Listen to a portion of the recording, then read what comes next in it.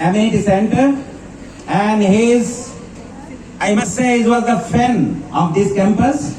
And you have seen he is not very well, but he came here to see the campus and give the blessings to the students.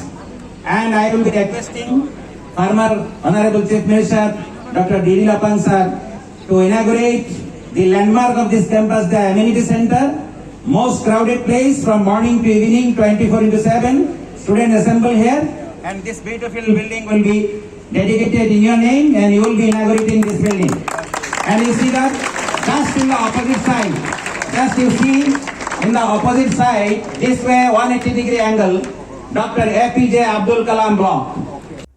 Kalong kesengi kebangsaan mau na kebentau Dr. D.D. Lapang ubadai Menteri Rangba Abarim Kejela Meghalaya bad unong ai buat barangba ke Sarkar Jela kumjo eka yeng kesem jong u hagaba haga arpau tarik unaitung arhajar arpulai.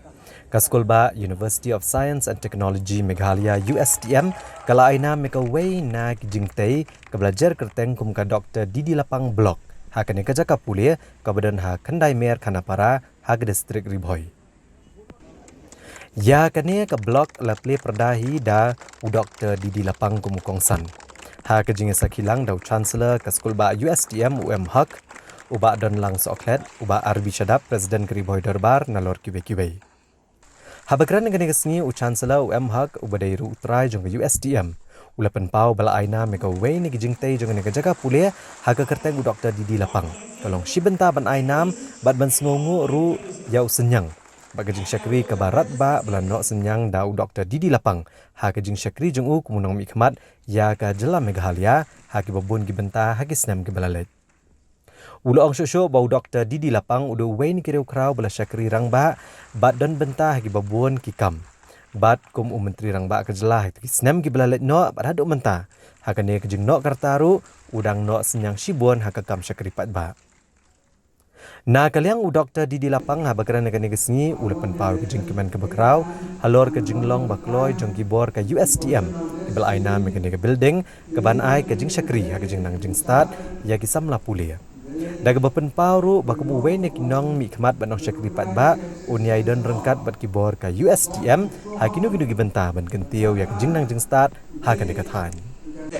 And you will find that most of the buildings we have given dedicated in someone's name. So Dr. D.D. Lapang is one of the fan of our university. He always guide us, help us, motivate us. And during this age, 90, he is 90 now. Aro tor health to bhal na hoy, but still he has come here and he has given the blessings and has evaluated Dr. D.D. Lapang. Because there was a time long ago that this area, Iling, was under my representative as mayor at that time.